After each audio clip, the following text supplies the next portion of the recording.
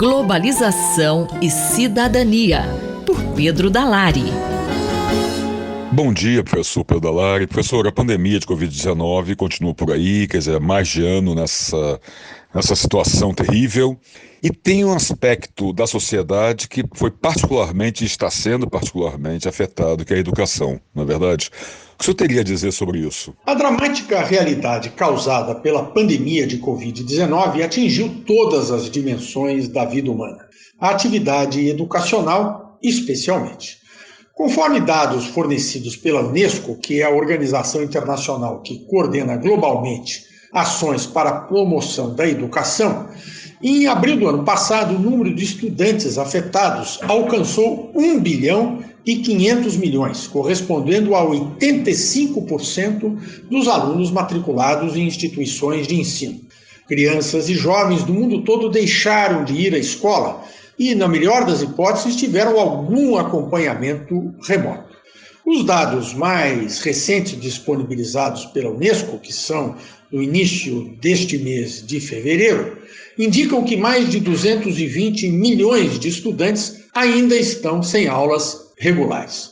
Mesmo em um contexto de retomada das atividades educacionais, há muitas dúvidas e muita inquietação.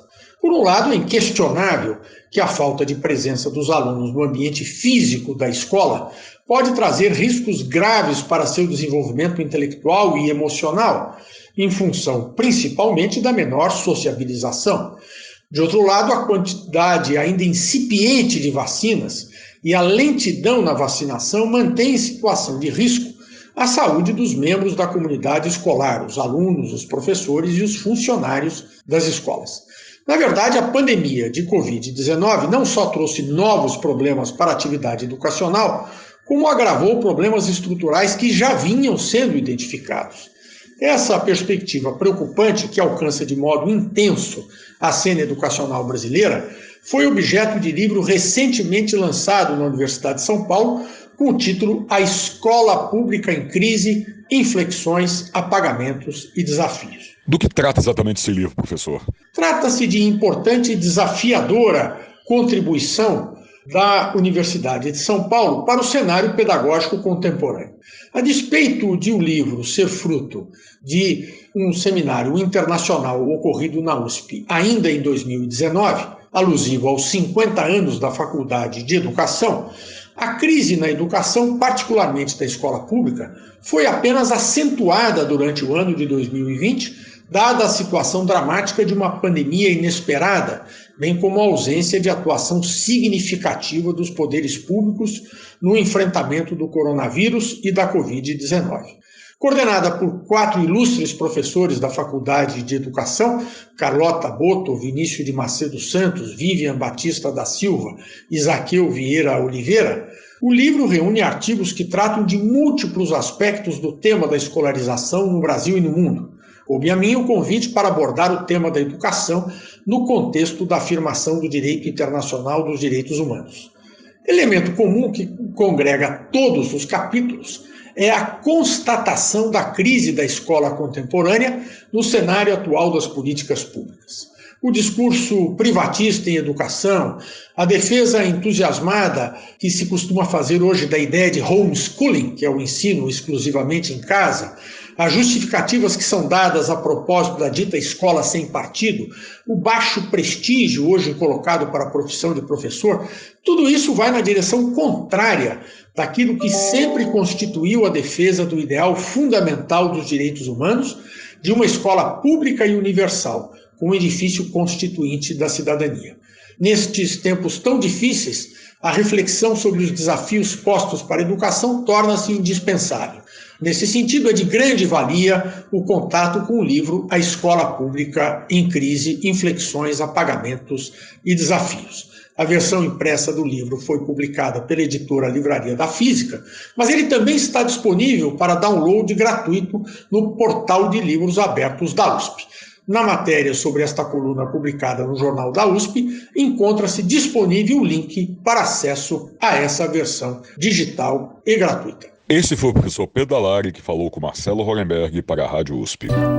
Globalização e Cidadania, por Pedro Dalari. Ética e Política, por Renato Janine Ribeiro. Professor Janine, o senhor poderia analisar a postura do governo federal em relação à vacina da Covid ao longo do último ano? O governo federal teve uma postura em relação à vacinação e à Covid em geral, que na hipótese mais generosa vamos chamar de errática e confusa. Na pior hipótese, que foi inventada por colegas nossos da saúde pública, da USP, foi uma postura contrária mesmo à saúde pública, uma vez que o governo fez tudo errado e, para ser tão sistemático no erro, eles até imaginam que possa ter sido de propósito. O fato é que o governo se opôs às medidas de contenção que foram adotadas no mundo todo, desde os gestos barreira, como dizem os franceses, o distanciamento físico.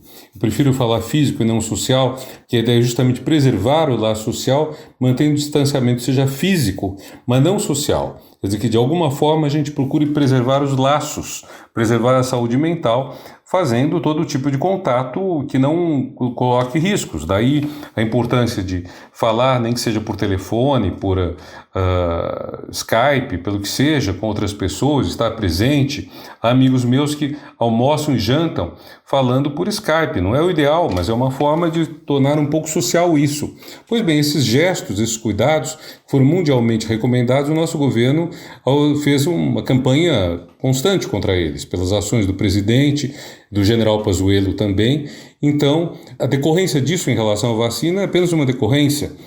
Quando eu estou gravando isto, saiu a notícia de que o contrato do governo federal para adquirir 56 milhões de doses da Coronavac do Instituto Butantan foi modificado pelo Ministério da Saúde depois de estar aprovado pelas duas partes. Depois do Ministério da Saúde dar seu aval, na hora de assinar, o Ministério da Saúde inventou outras coisas.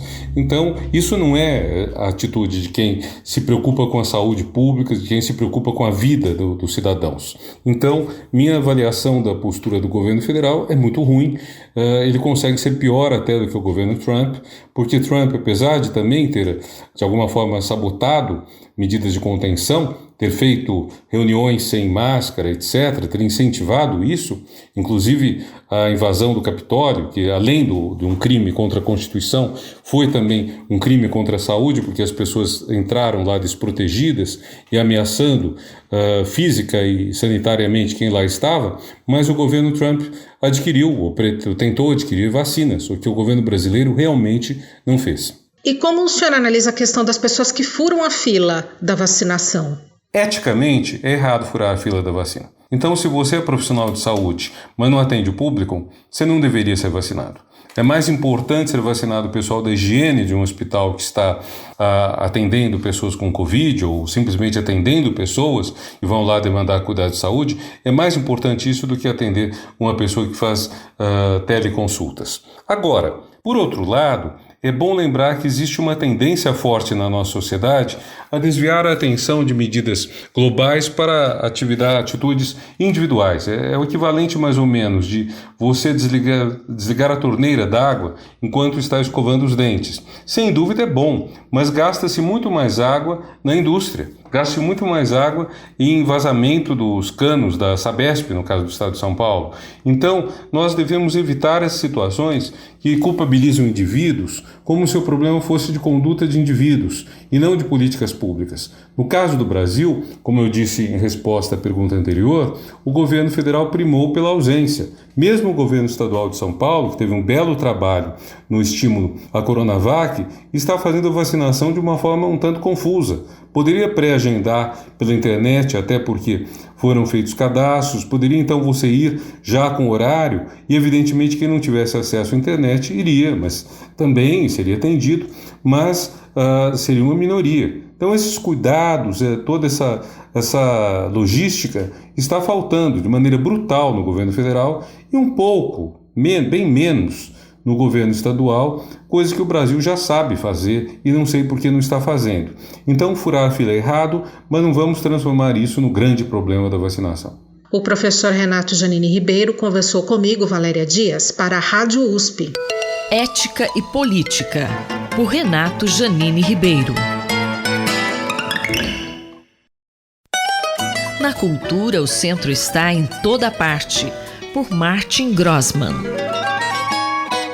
Professor, como o senhor está vendo e refletindo o momento social e cultural que estamos atravessando? Leila e ouvintes da Rádio USP. Começo essa coluna com um flashback. Trata-se do filme O Anjo Exterminador, de 1962, escrito e realizado por Luis Buñuel, cineasta surrealista de origem mexicano-espanhola. O filme expõe um grupo de convidados ricos que se veem impossibilitados de sair da residência dos anfitriões, depois de um jantar suntuoso. O caos se estabelece. Esse grupo não consegue sair da casa.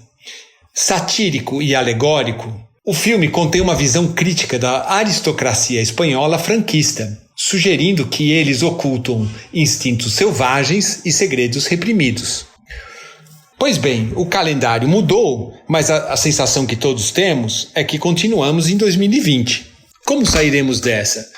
Uma vez que nesse momento, no aqui e agora, nós ainda temos muita dificuldade de entender essa situação, essa surrealidade aumentada na qual estamos todos imersos. Proponho uma breve reflexão da relação entre cultura e democracia que aconteceu no século XX, que foi um encontro, uma combinatória das perspectivas filosóficas do marxismo com a teoria e prática psicoanalítica iniciada pelo Freud. Os primórdios estão relacionados a uma rica e complexa história da filosofia continental europeia. E com participações importantes de psicanalistas que seguiram a teoria freudiana, como o Wilhelm Reich e o Jacques Lacan, em diferentes momentos do século XX. Mas essa combinatória ela se consolida com a teoria crítica desenvolvida pela Escola de Frankfurt, quando tanto Horkheimer como Adorno e em específico o filósofo Marcuse trouxeram uma síntese dessa relação bastante profícua entre um pensamento que se relaciona a uma filosofia da liberdade da sociedade, que seria o marxismo, com uma filosofia da liberdade do indivíduo, no caso, as teorias de Sigmund Freud. Para o diplomata, ensaísta, filósofo e catedrático da USP, Paulo Sérgio Rouanet, em entrevista concedida à revista Humanidades em Diálogo em 2008, o freudo-marxismo, como filosofia da liberdade, é incompatível com qualquer forma de totalitarismo. Trata-se, sim, de uma inequívoca defesa da democracia e de seus valores. E como o senhor analisa os desdobramentos do pensamento de Freud, de Fanon, nas manifestações atuais? A influência dessa combinatória está na base do pós-estruturalismo e, portanto, na obra de filósofos referenciais como Foucault, Derrida e Deleuze. No entanto, outros desdobramentos do freudo-marxismo no século XX extravasam os campos da psicanálise e da filosofia, influenciando não só manifestações estudantis e a revolução sexual dos anos 60, como também o surgimento de novos campos de investigação e ação como os estudos culturais que ganham espaço nas universidades a partir da década de 80. Por fim, cabe lembrar do legado pioneiro do psiquiatra e filósofo caribenho Frantz Fanon para uma crítica ao colonialismo. Os efeitos do pensamento de Fanon são múltiplos, uma vez que não só inspira os processos de independência das ex-colônias, como também as ações das panteras negras nos Estados Unidos e, mais recentemente, a decolonização, como uma vertente crítica à cultura e à modernidade de base eurocêntrica. Cultura e democracia são inseparáveis. O professor Martin Grossmann conversou comigo, Leila Kiyomura, para a Rádio USP. Na cultura, o centro está em toda parte, por Martin Grossmann. Fique de olho, por Eduardo Rocha. Professor, nosso assunto hoje são as cores, formas e odores. Vamos à pergunta. Algumas cores e odores têm prioridade nos nossos sentidos e chamam a nossa atenção? Olá, é fato que formas, cores, odores e outros sinais emitidos por seres vivos produzem reações e podem dessa forma criar uma prioridade, chamar a atenção ou produzir aversão. É bastante conhecido o efeito das cores fortes, vermelho e amarelo, no sentido de provocar a fome ou o desejo por alimentos. Da mesma forma, cores que acalmam, como os verdes, os tons pastéis, são conhecidos do mundo do marketing e dos ambientes de decoração. Mas tudo isso é bastante estudado na biologia, de forma a se conhecer também os recursos, as estratégias utilizadas pelos seres vivos para atrair espécies que os apoiam e dessa forma, por exemplo, estimulam a perpetuação da sua própria espécie ou permitem que de uma forma ou de outra essas espécies se misturem com os outros elementos da natureza e dessa forma se protejam dos seus predadores. No conjunto da natureza, como esses sinais atuam para perpetuar as espécies?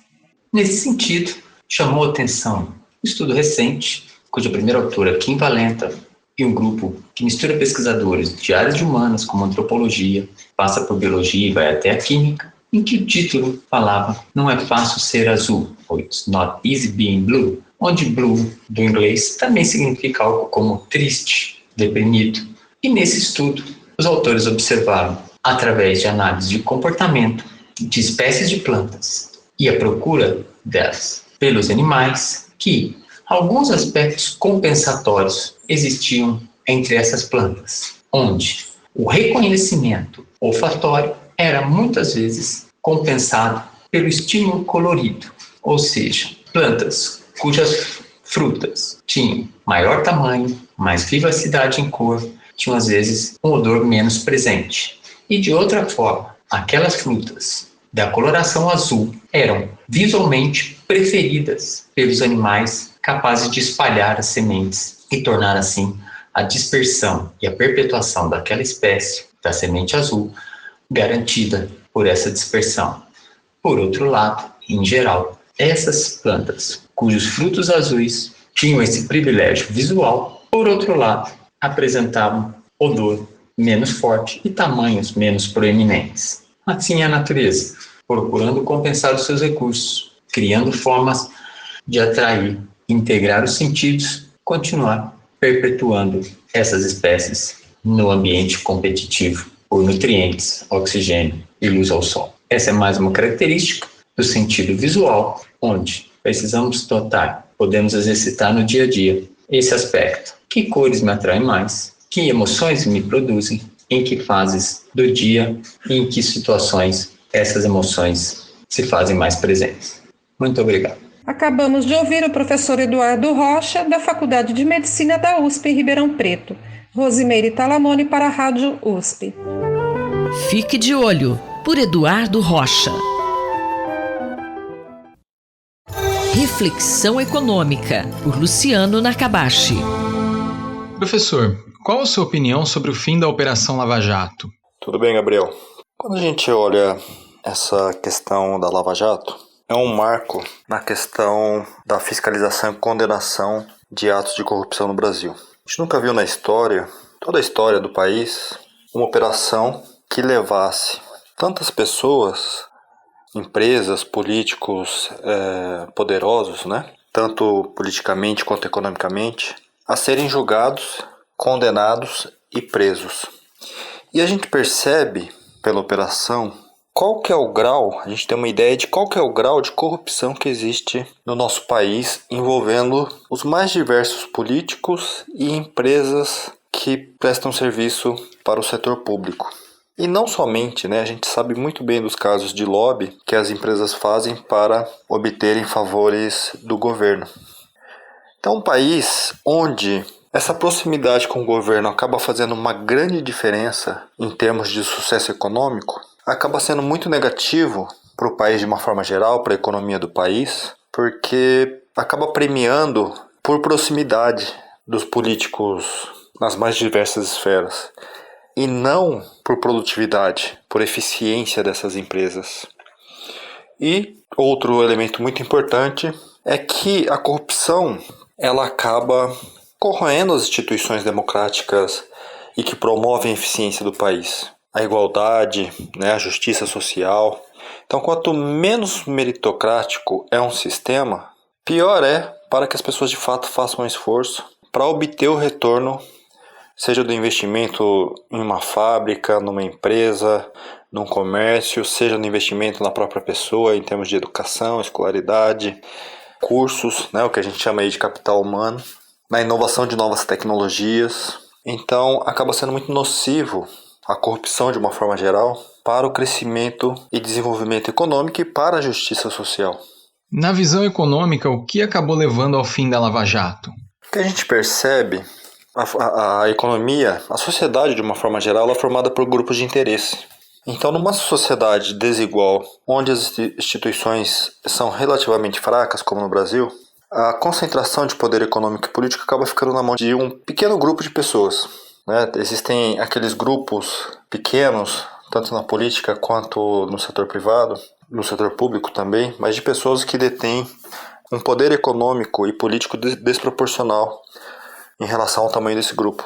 E quando a gente analisa a Lava Jato, esse fato inédito, ela começou a afetar, de fato, no primeiro momento, mais o PT, como partido político, e no papel do ex-presidente, dos ex-presidentes, né, Lula e Dilma, mas começou a se espalhar também depois, como seria inevitável, né, pela relação que existe entre esses partidos, inclusive em atos de corrupção e com o setor privado, seria inevitável que começasse a passar para os outros partidos também.